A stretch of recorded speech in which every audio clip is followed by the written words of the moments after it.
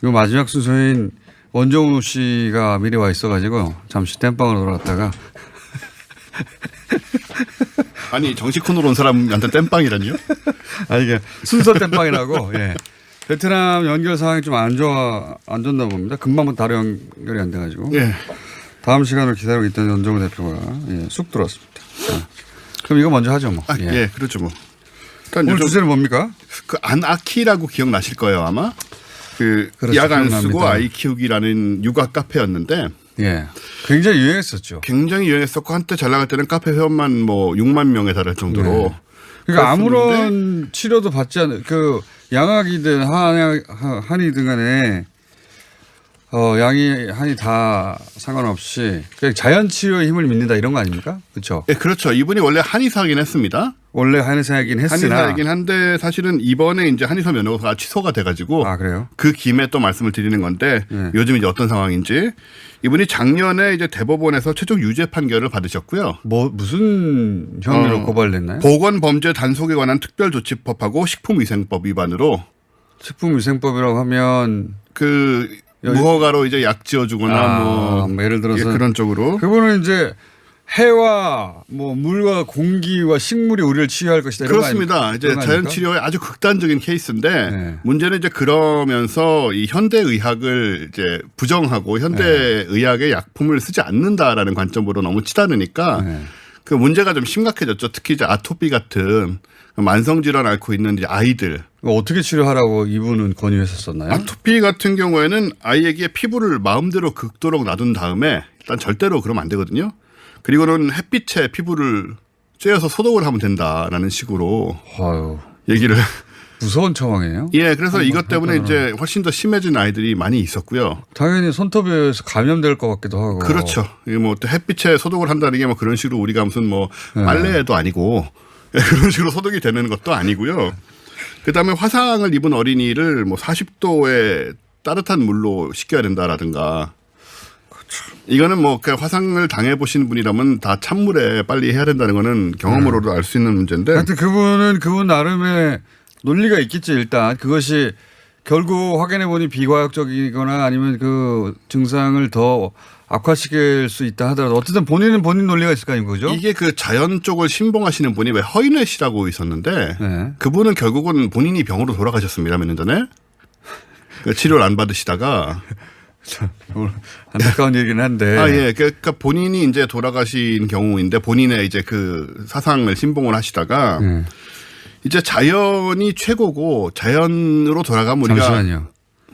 제가 알려드려야겠네. 지금 베트남 그 환경이 안 좋아가지고 갑자기 통화 환경이 안 좋아서 지금 연결하다 잘 안 된대요.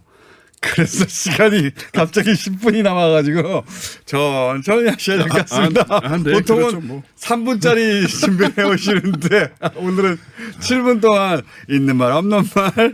매 방송이 아주 전쟁입니다. 야, 이 분야에 대해서 그렇게 잘할 것 같지 않은데. 자, 그럼 좀 더 깊이 들어가 볼까요? 아, 저는 사실 관심이 많아가지고 이 분야에. 아, 그래요? 왜냐하면 이게 아주 그 비과학주의의 좀 천병 같은 것인데다가. 처음에는 그러지 않았을 거예요. 처음에는 뭔가 뭐랄까 좀 더 효과적인 치료법이 없을까 이렇게 연구하다 시작됐겠죠, 당연히.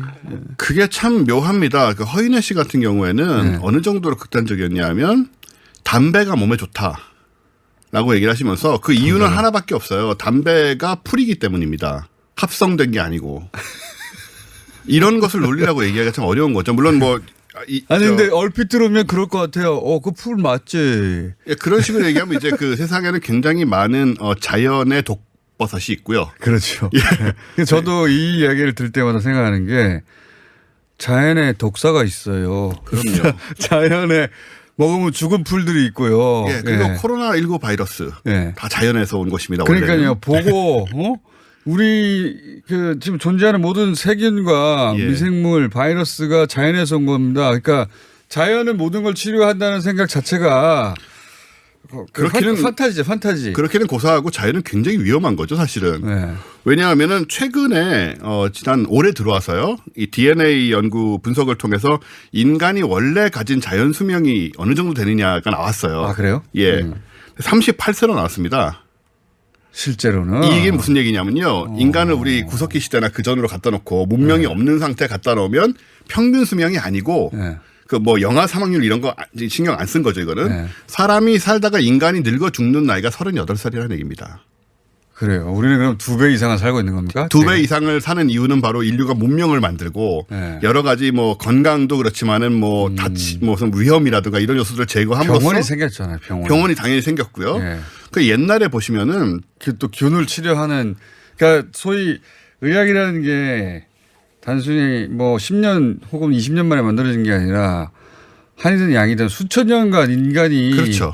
이 질병과 싸워오며 쌓인 지혜와 지식이 그 축적된 거 아닙니까? 이걸 그렇죠. 무시하면 안 되죠. 초기에는 이제 경험을 쌓은 것이고 그런 네. 다음에는 이제 정말 분석에 들어가서 인간의 몸을 기계로 보고 하나씩 이제 고치기 시작한 건데 사실은 몇백 년 전만 해도 그냥 다치면은 쉽게 죽었고요. 맞습니다. 그러니까 뭐 항생제가 없던 시절이니까 감염이 되고 네, 나면 감염되면. 아무것도 아닌 걸로 그냥 쉽게 네. 죽었고 병에 걸려도 쉽게 죽었습니다. 그냥. 녹슨 못에 찔려도 뭐 그렇죠. 죽는 거죠. 쉽게 네. 뭐 파상풍 이런 걸로 쉽게 죽고 그런 시대가 그렇게까지 오래전이 아니거든요. 네. 항생제가 발견된 게 20세기 들어와서이기 때문에 저는 이제 이 아나키 같은 경우에 부모가 스스로 그걸 믿어서 그걸 실행하면 모르겠는데 보통 아이한테 되고 그게 문제입니다. 그래서 판단 능력이 아동 없는 아이한테. 학대 문제가 되는 거거든요. 네. 그래서 아이들 같은 경우에는 특히 이제 지금 백신 문제가 뭐 좀 전에 그분이 그래서 이런 자연주의 치유를 주장하시는 분이 무슨 병으로 사망하셨습니까? 본인이 당뇨와 이것저것 여러 가지 병으로 돌아가셨는데 네.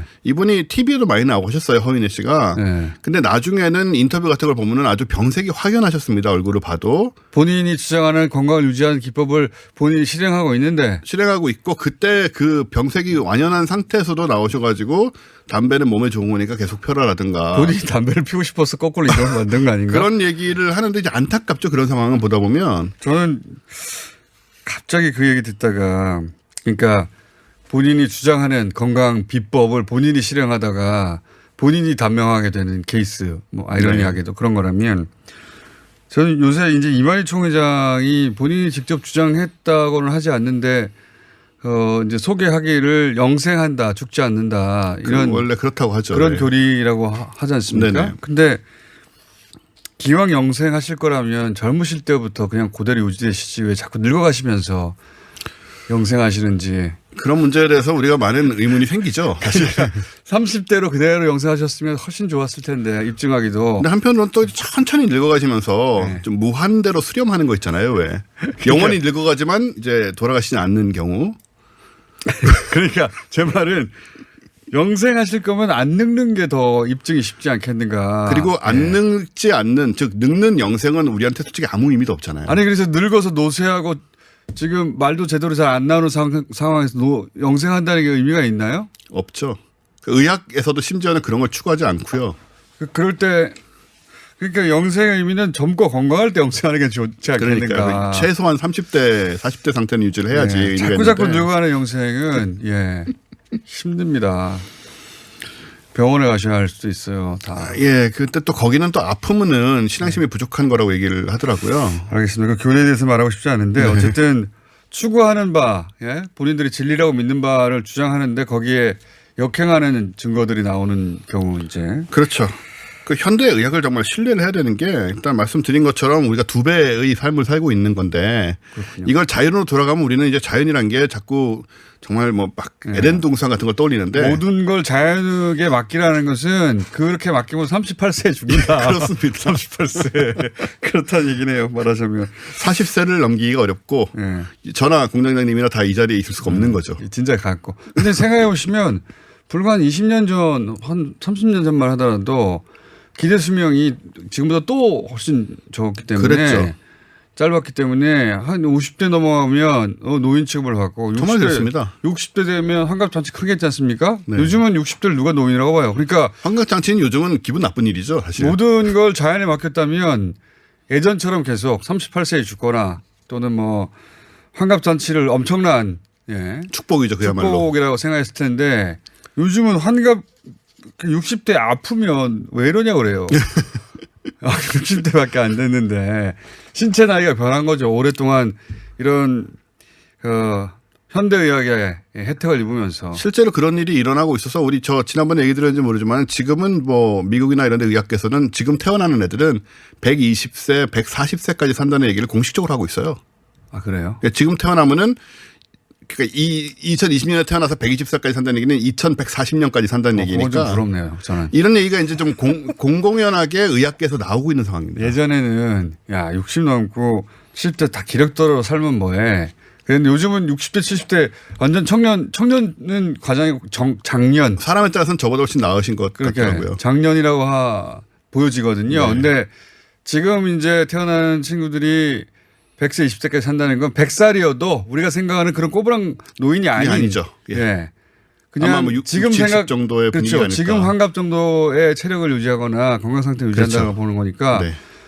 그거는 저는 부럽습니다. 예. 우리는 이미 좀 사가서. 그거 어떻게 안 되나? 의학으로? 그것도 지금 연구가 되고 있어요. 아예 리버스 에이징을 하는 젊은 상태로 돌아가는 거는 쥐 실험 같은 데서는 꽤나 성공을 하고 있습니다. 어떻게 성공하고 있어요? 유전자적인 차원에서도 하고요. 네. 그다음에 여러 가지 뭐 영양이라든가 노화를 역전시키는 지연시키는 게 거죠. 아니라 역전시킨다고요? 역전시키는 연구도 실제로 굉장히 활발하게 하고 있어요.